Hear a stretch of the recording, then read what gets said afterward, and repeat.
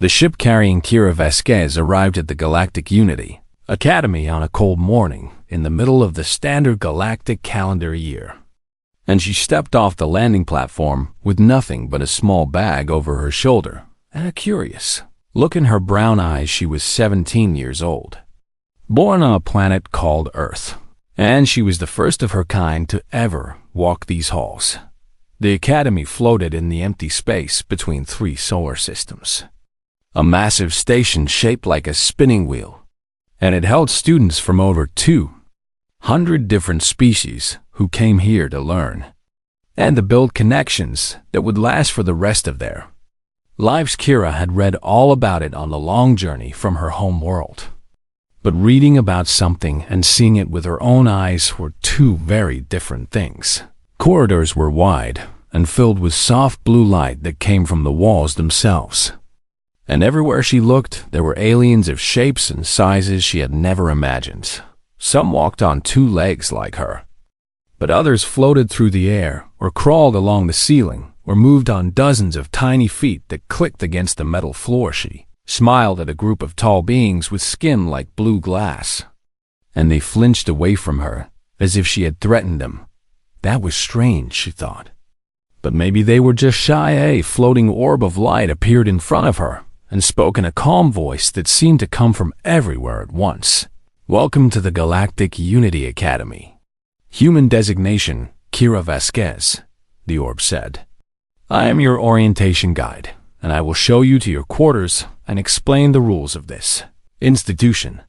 Kira followed the orb through corridor after corridor, and she noticed that every student she passed either stared at her with wide eyes or quickly moved to the other side of the hallway. She tried not to let it bother her, the orb explained. Many things during the walk. It told her about the class schedule and the dining facilities and the recreational areas. And it told her about the different species she would meet and how to show respect to each of them.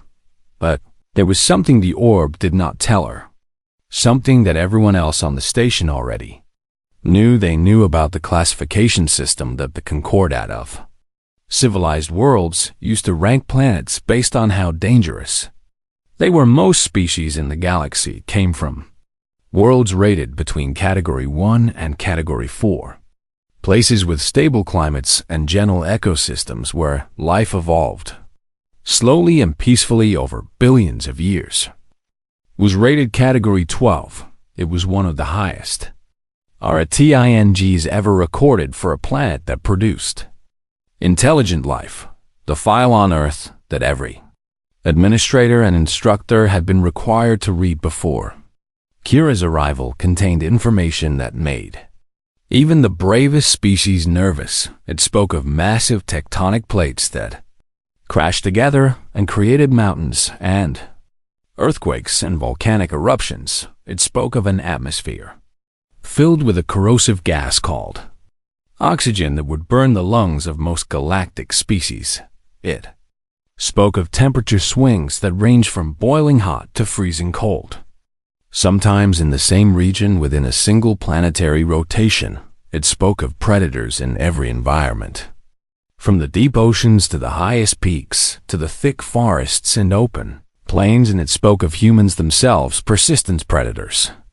The file called them creatures who evolved to chase their prey for hours or even days until the prey simply collapsed from exhaustion. Creatures with forward-facing eyes designed to track movement and judge distance for the kill. Creatures with hands that could grip and throw objects with deadly accuracy. Creatures who had spent their entire evolutionary history fighting, hunting, and surviving against impossible odds. The file recommended caution when interacting with the human student. Kira knew nothing about this file. She only knew that people kept avoiding her and that she was having trouble making friends. Her quarters were small but comfortable, with a bed that adjusted to her body and a window that showed the stars spinning slowly past. As the station rotated, she unpacked her few belongings and sat on the edge of the bed and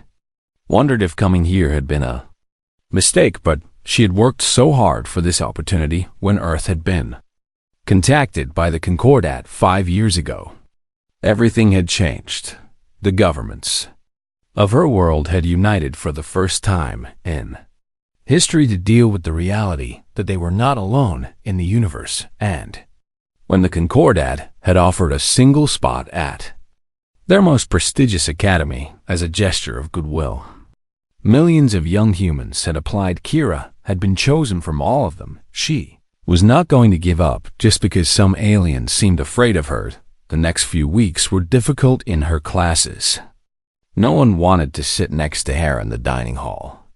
She ate alone at a table while other students whispered and pointed. She tried to be friendly and polite, and she learned all the proper greetings for every species she met. But nothing seemed to help. One day, a small creature with fur like silver moss approached her in the library. It had 4 eyes and spoke in a voice like wind through leaves. "Why do you show your teeth like that?" It asked her. Kira was confused for a moment, and then she realized what the creature meant. "Oh, you mean when I smile?" she said. "On my planet, showing teeth is a sign of happiness and friendliness." The creature shuddered and backed away. "On most planets," it said, "showing teeth is a threat display before an attack." It hurried off before she could respond. Kira sat there for a long time, thinking about how different she was from everyone here and wondering if she would ever truly belong. But there was one student who did not avoid her. One student who watched her with something other than fear in his eyes. His name was Torvax Kelm, and he was the son of a powerful, noble house from a warrior species called the Drethkai. Stood nearly 7 feet tall with scales the color of dried blood and 4 muscular arms that ended in clawed fingers. His species had conquered dozens of worlds before joining the Concordat, and they were known throughout the galaxy as fierce and proud. Torvax had ruled this academy through intimidation and fear for 3 years. Now no one challenged him and no one questioned him, and everyone showed him the respect he believed he deserved. But now there was this human girl, this strange creature from an unknown world, and suddenly everyone was talking about her instead of him. They whispered about the classified files on her species. They wondered what she was capable of. They feared her in a way they had never feared him, and Torvax could not allow that. He watched her eat alone in the dining hall, and he watched her study in the library, and he began to plan. He would show everyone that this human was nothing special. He would remind the entire academy who the real apex predator was. He just needed the right moment, and soon that moment would come. 3 weeks had passed since Kira arrived at the academy, and she had slowly begun to adjust to her strange new life among the stars. She still ate alone, and she still noticed the way other students moved away when she walked past. But she had stopped letting it hurt her feelings. Some things took time, she told herself, and eventually they would see that she was not so different from them. It was a regular morning when everything changed. Kira walked into her applied xenobiology class and took her usual seat in the back corner, the one surrounded by empty chairs because no one wanted to sit near her. Classroom was shaped like a half circle with rising rows of seats that looked down at a central platform where the instructor would appear a day. They were learning about stress responses in different species, about how creatures reacted when they faced danger or threats. The instructor was a Mandarian, a species that existed as pure consciousness housed inside floating orb of soft golden light. It drifted to the center of the platform and began the lesson in a voice that seemed to speak directly into each student's mind. Every species in the galaxy has evolved mechanisms to deal with physical threats, the instructor explained. These mechanisms fall into categories that we call fight, flight, freeze, or submit. The orb pulsed gently as it continued. Most civilized species have evolved primarily flight responses, as running from danger is the most logical and effective survival strategy. Kira listened carefully and took notes on her data tablet, finding the subject interesting because she had learned something similar in biology class back on Earth.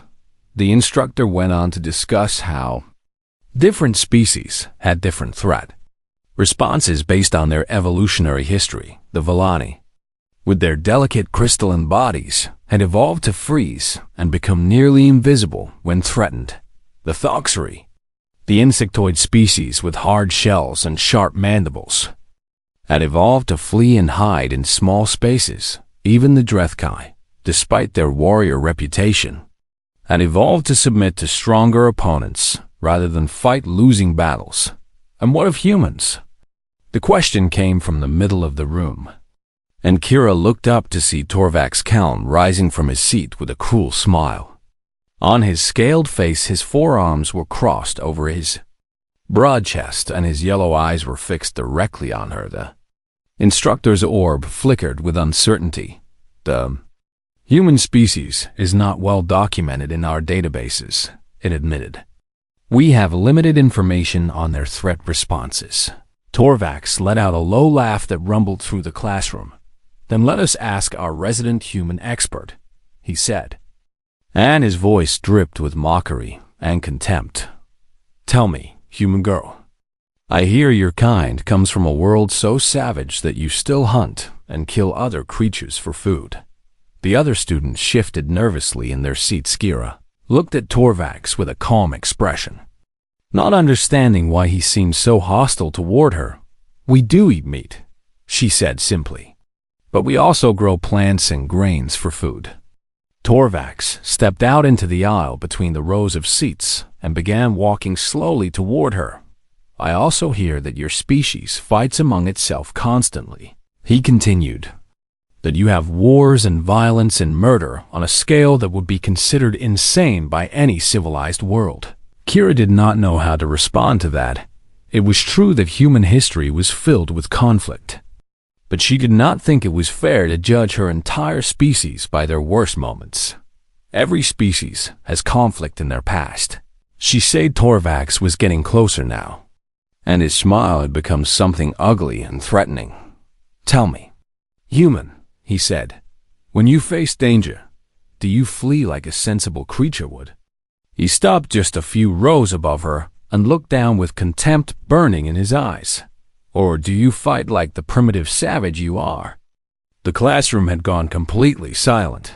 Even the instructor's orb had stopped pulsing. Frozen in place as if it did not know what to do, Kira felt something stir inside her. An old instinct that she had learned to control long ago on Earth. Her father had taught her that violence was always the last resort. But he had also taught her that some situations left no other choice. She kept her voice steady and calm. It depends on the situation. She said. Torvax laughed again, louder this time, and several of his followers in the class joined in nervously. Depends on the situation, he repeated in a mocking tone. How very diplomatic. He reached beneath his robes, and Kira saw the flash of metal as he pulled out a curved blade about the length of her forearm. The weapon was beautiful in a deadly way, with a handle wrapped in dark leather and a blade that gleamed under the classroom lights. Several students gasped, and the instructor's orb began pulsing rapidly with alarm. This is a Vethka, Torvax announced, holding the blade up for everyone to see. It has been in my family for 12 generations, and it has tasted the blood of over 100 enemies. He began walking down the stairs toward Kira's seat, the blade held loosely in his upper right hand. Weapons are not permitted in classrooms, the instructor said, its voice strained with panic. I am alerting security immediately. Security will take 5 minutes to arrive, Torvax said, without looking at the orb. That is more than enough time for a lesson. He was only a few rows away from Kira now. The students around her had already fled to the edges of the room, leaving her alone and exposed. I am going to teach everyone here what happens when a primitive creature from a backwater Deathworld tries to take attention away from its betters, Torvax said. Kira stood up slowly from her seat. Her heart was beating faster now. but not with fear. Something else was happening inside her body. Something that her ancestors had developed over millions of years of surviving on one of the most dangerous planets in the galaxy. Her vision became sharper and clearer, her muscles loosened and relaxed. Ready for movement, her mind became calm and focused. Pushing away all unnecessary thoughts, Torvax took another step closer and raised his blade. "What will you do, human?" he asked. "Will you run? Will you beg? Will you cry?" Kira looked at the blade and then looked at his face, and then, to the shock and horror of everyone watching, she did something completely unexpected. She grinned. It was not a friendly smile or a nervous laugh. It was a wide grin that showed her teeth, every single one of them, and her eyes sparkled with something that the other students could not understand, but Torvax understood in that moment. Looking into those strange brown eyes, he felt something he had not felt in a very long time. He felt like prey, that he had come too far to back down now. And his pride would not let him show weakness in front of the whole class. He lunged forward with his blade aimed at her chest, moving with all the speed and skill that his warrior training had given him. And Kira moved to meet him. What happened next would change everything. The students who witnessed what happened in the next 4 seconds would spend the rest of their lives trying to describe it. Some said it was like watching a storm suddenly appear out of clear sky. Others said it was like seeing a small creature transform into something ancient and terrifying. But all of them agreed on one thing: they had never seen anything move the way Kira Vasquez. Mavid Torvax lunged forward with his blade, his forearms working together in a practiced killing strike that had ended the lives of many opponents before. He was faster than any human could possibly react to. Or so he believed, but Kira was not reacting. She was already moving before his strike had even begun, her body responding to signals that her conscious mind had not yet processed. This was something humans called instinct, a gift from millions of years of evolution. On a world that did not forgive slow reactions, her left hand swept across her desk and grabbed the heavy data tablet that she had been using for notes. In one smooth motion, she hurled it at Torvax's face. Not to hurt him, but to distract him. He raised his upper left arm to block it, and the tablet shattered against his scales with a loud crack. But that half-second of distraction was all she needed. She was inside his reach before he could bring his blade around, too close for him to use the weapon effectively. Her right hand shot up and struck him in the throat with the heel of her palm. A precise blow to the soft tissue between his armored scales. Torvax made a choking sound and stumbled backward, his eyes wide with shock and pain. No one had ever hit him like that before, and no one had ever been fast enough to get that close. But Kira was not finished. She dropped low and hooked her right foot behind his ankle, pulling his leg out from under him while pushing forward with her shoulder against his chest. The physics were simple, the same principles that humans had been using against larger opponents for thousands of years. Torvax fell backward and hit the floor hard, the impact knocking the breath from his lungs and sending his blade spinning across the tiles. Kira followed him down, her full weight driving into his chest as she landed on top of him. Her knee came down on his primary right arm, pinning it to the floor. Her left hand grabbed his upper left wrist and twisted it at an angle that sent shooting pain through his joint, and her right thumb pressed firmly against his eye. Not hard enough to cause damage, but hard enough to make it very clear what would happen if he continued to struggle. The whole thing had taken less than 4 seconds. The classroom was absolutely silent. Every student stood frozen in place, their minds unable to process what they had just witnessed. The instructor's orb hung motionless in the air, its emergency alerts still pulsing, but forgotten. Torvax lay on the floor with a human female half his size pinning him down as easily as if he were a child. He tried to move his other arms, but she shifted her weight and increased the pressure on his eye, and he froze, On my planet, Kira said, and her voice was calm and steady despite the violence of the last few seconds. We have a saying. She leaned in close to his face, close enough that he could see the strange round pupils of her eyes and the way her muscles were completely relaxed, as if this required no effort at all. Do not start something you cannot finish. She was still grinning. That strange display of teeth that every other species in the galaxy recognized as a threat.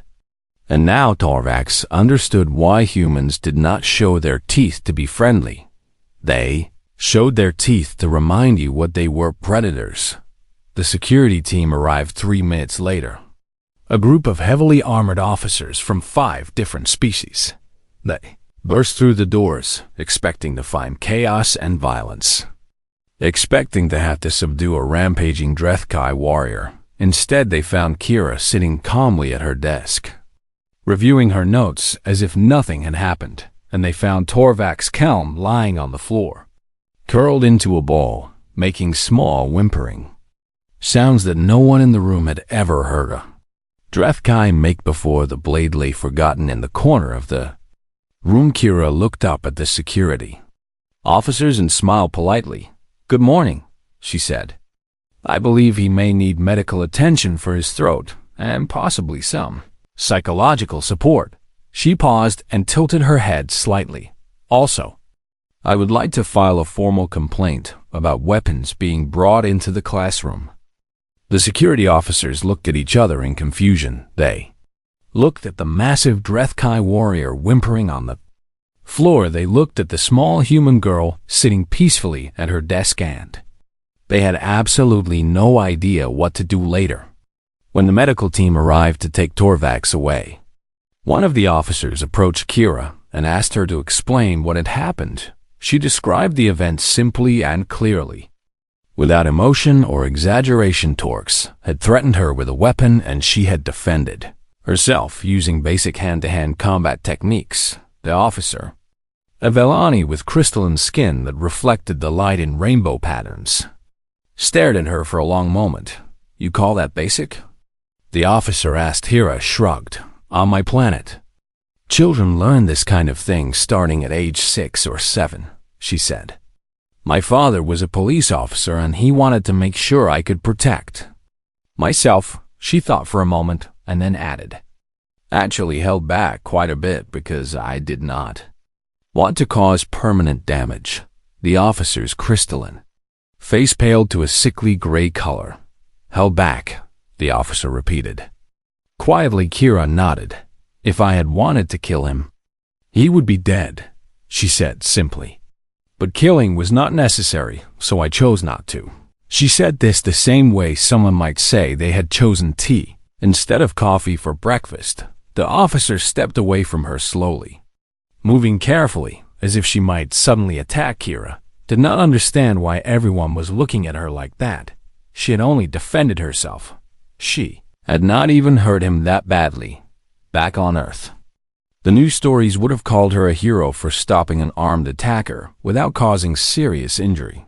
But here, in this station full of beings from civilized worlds, she had just become something else entirely. She had become the most frightening thing many of them had ever seen. A human who was not afraid. The recordings from the classroom security cameras were already spreading through the station's network. Within an hour, they would reach the broader galactic communication systems. Within a day, they would be seen by billions of beings across hundreds of worlds, and nothing would ever be the same again.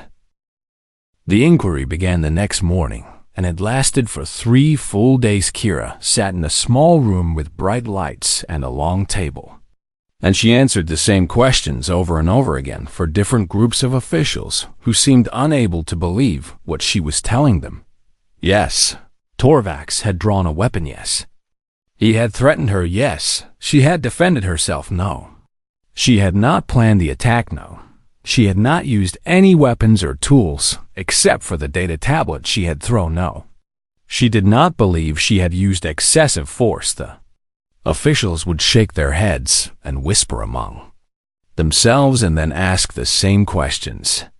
Again, as if they expected her answers to change on the second day, representatives from the Drethkai noble houses arrived at the station. They were tall and imposing with scales, polished to a brilliant shine, and robes embroidered with symbols of their ancient lineages. They demanded that Kira be expelled from the academy. Immediately, they demanded that Earth pay reparations for the injury and humiliation of a noble's son. They demanded that the human species be formally sanctioned and that restrictions be placed on their movement.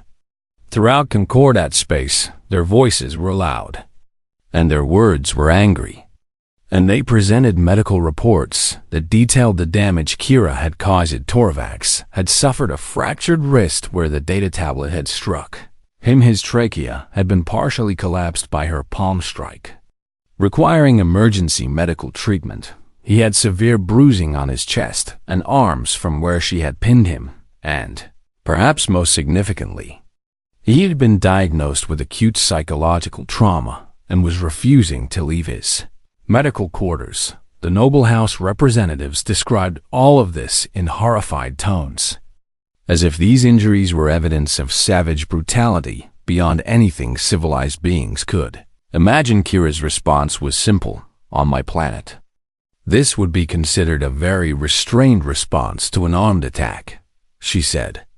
I could have broken his arms or crushed his windpipe or damaged his eyes permanently, but I chose not to because I did not want to cause lasting harm. She paused and looked at the shocked faces around the table. I was taught that violence should be proportional to the threat, and that you should never cause more damage than necessary to protect yourself. The noble house representatives stared at her in silence. They had come expecting to face a wild animal, a primitive creature that had lashed out without thought or reason. Instead, they found a calm young woman who spoke about combat with the same casual expertise that a chef might use when discussing recipes. The tribunal reviewed all the evidence carefully. They watched the security recordings from multiple angles. They analyzed the movements frame by frame and consulted with combat experts from a dozen different species, and they reached a conclusion that surprised almost everyone. Kira Vasquez had acted in lawful self-defense. Torvax Kaln had initiated the confrontation by drawing a weapon and making verbal threats. Kira had responded with force that was, by human standards at least, remarkably controlled and measured. Tribunal noted that at no point had she attempted to retrieve the fallen blade or use it against her attacker. She had disabled him using only her empty hands and had stopped the moment he was no longer a threat. The noble house representatives were furious. They threatened to withdraw their species from the academy and to cut diplomatic ties with any world that supported the humans' presence. But then something unexpected happened. Other species began to speak up. The Villani representative, speaking in a voice like wind chimes, pointed out that Torvax had a history of bullying and intimidation at the academy. The Thoxery delegate, clicking mandibles in agitation, admitted that many students from smaller species had been afraid of the Drethkai for years. One by one, representatives from a dozen different species stood up and said that perhaps it was not such a bad thing that someone had finally stood up to the bullies. The tribunal ruling stood, but the ruling was not the most important thing that happened in those 3 days. The most important thing was the video. Someone had leaked the security footage to the galactic communication networks, and it had spread faster than any piece of content in recorded history within hours. It had been viewed by millions of beings within a day. That number had grown to billions. Beings across the galaxy watched a small human female face down an armed Drethkai warrior and take him apart in 4 seconds. Flat, they watched her move with speed and precision that should have been impossible for such a small creature. They watched her grin with those strange white teeth as if she was enjoying herself, and They watched her calmly return to her desk afterward, as if nothing unusual had happened. The reactions varied by species. The warrior cultures were impressed and curious, wanting to know more about human combat techniques. The peaceful species were terrified, wondering what they had allowed into their civilization. The smaller and weaker species, the ones who had always lived in fear of the stronger ones, felt something they had not felt in a very long time. They felt hope, maybe, they thought. There was finally someone in the galaxy who could protect them. Researchers and scientists began digging through every available file on humanity and Earth. They read about human history, about the wars and conflicts that had shaped the species. They read about human biology, about the unique combination of strength and endurance and intelligence that made them such effective predators. They read about human psychology, about something called the fight response that could turn even a small and seemingly harmless human into a lethal combatant, and they began to understand something that changed their view of the universe. They had assumed that intelligent species evolved away from violence, that civilization meant leaving behind the savage instincts of their primitive ancestors. Humans had not done that. Humans had kept their savage instincts and refined them, turning violence into an art form that they studied and practiced and passed down from generation to generation. They had martial arts with names like karate and judo and boxing and wrestling and hundreds of others. They had weapons designed for every possible situation, from tiny hidden blades to massive explosives that could destroy entire cities. They had military organizations that trained millions of individuals in the science of killing, and yet they also had laws and ethics and philosophies that controlled when and how violence should be used. They were not mindless beasts. They were something far more dangerous. They were predators who had learned to think across the galaxy. Beings began to look at the new human presence in their midst with very different eyes. Some saw a threat that needed to be contained. Others saw an opportunity that needed to be explored, and some, particularly the small and weak and vulnerable, saw something else entirely. They saw protectors. The word began to spread through networks and conversations and whispered hopes. The humans had come, and things were going to change.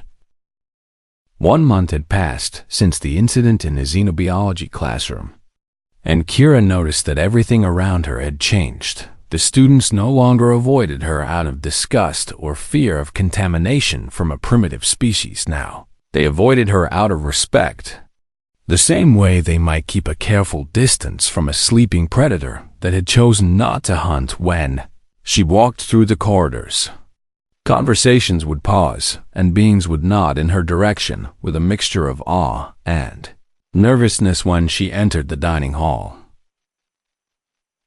while the other students would look up from their meals and watch her until she sat down.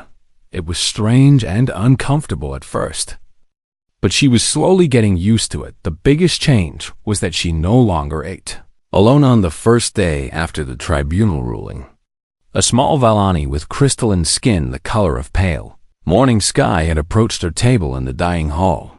The Valani was trembling visibly, its 4 eyes blinking rapidly with nervousness. "May I sit with you, human Kira?"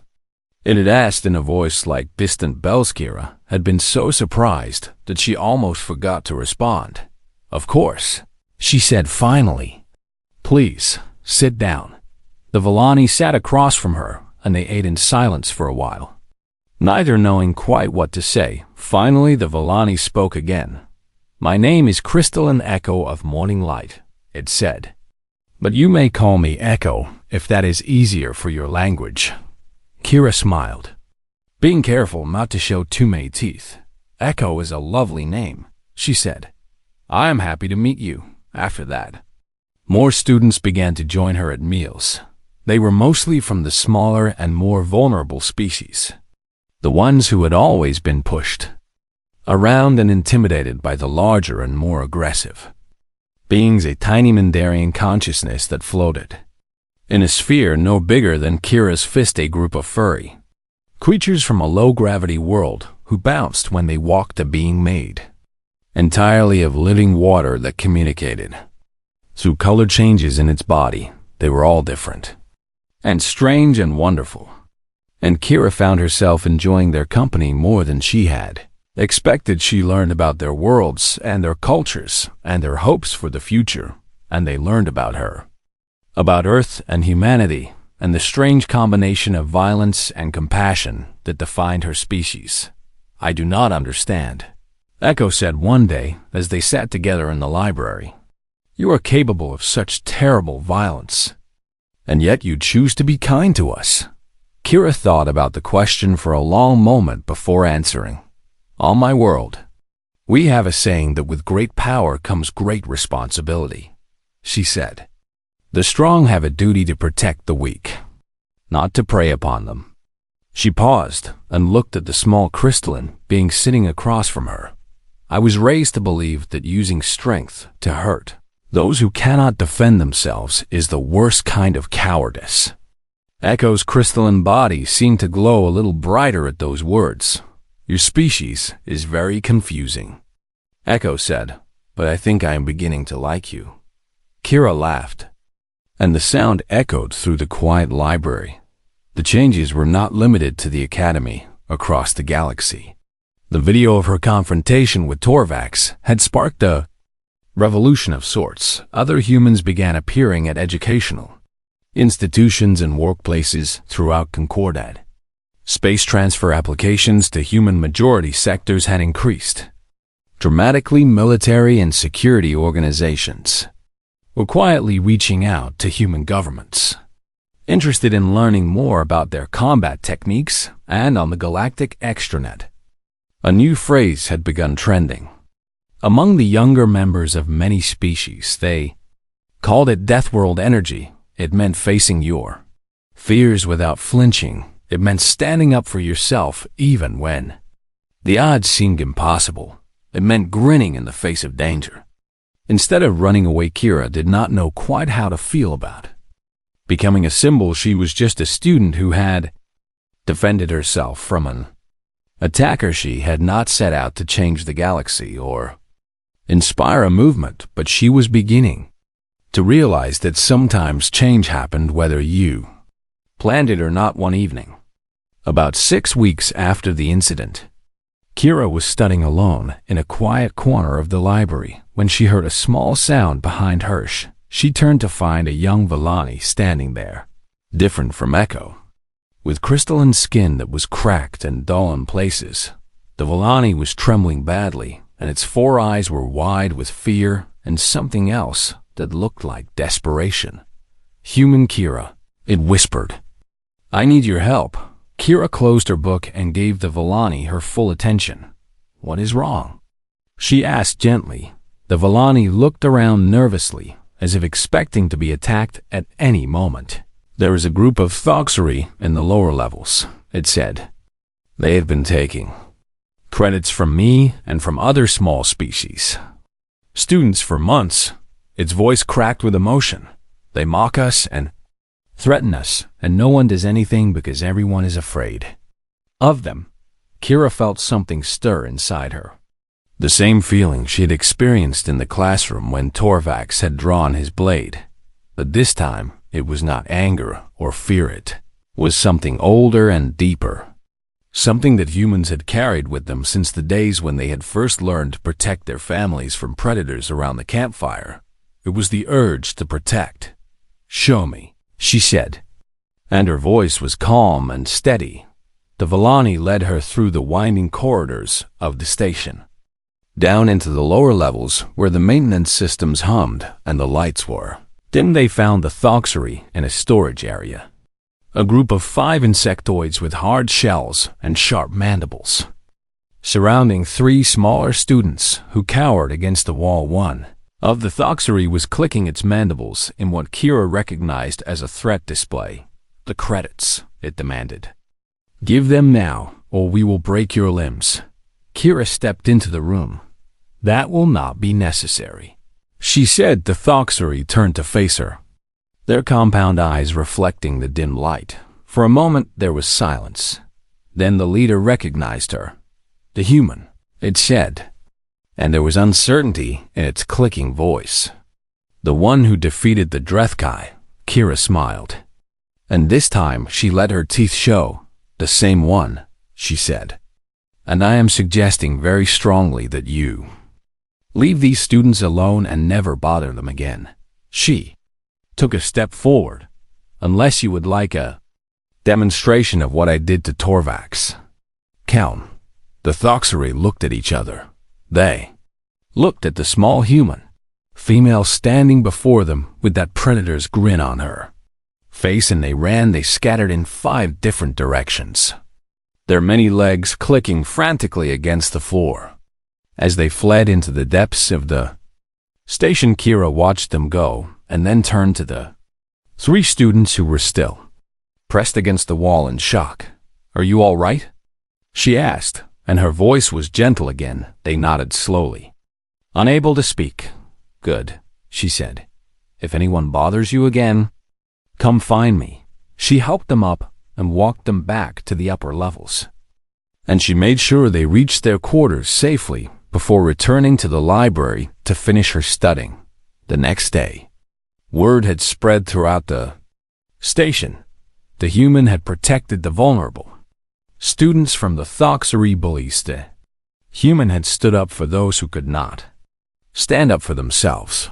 The human had done what countless others had been too afraid to do. More students began approaching Kira with their problems. Some needed protection from bullies, others just needed someone to talk to who would not judge them for being small or weak or different. Kira helped them all as best she could. She became something she had never expected to become, not a warrior or a fighter or a symbol of violence, but a protector, and somewhere in the great dark between stars, humanity's reputation continued to grow and change. They were not the mindless savages that the galaxy had feared. They were not the primitive killers that the old files had described. They were something else entirely. They were the ones who would stand between the weak and the strong. They were the ones who would face the darkness with a grin. They were the ones who would protect those who could not protect themselves, and the galaxy would never be the same again. In her small quarters that night, Kira looked out the window at the spinning stars and thought about how strange her life had become. She had come to this academy hoping to learn and to make friends and to represent her planet. While she had not expected any of this, but as she watched the lights of distant suns streak past her window, she realized that maybe this was exactly what she was meant to do. Maybe this was what all of humanity was meant to do, show the galaxy that strength and compassion could exist together, to prove that the greatest warriors were the ones who fought to protect rather than to conquer, to teach the universe that sometimes the most dangerous thing in the room was also the kindest. She smiled at her own reflection in the window, and she saw her teeth gleaming in the starlight. Tomorrow, there would be more students who needed help. Tomorrow, there would be more challenges to face. Tomorrow, the galaxy would keep spinning and changing and growing, and Kira Vasquez would be ready, because that was what humans did. They kept going no matter what, and they never gave up on the ones who needed them.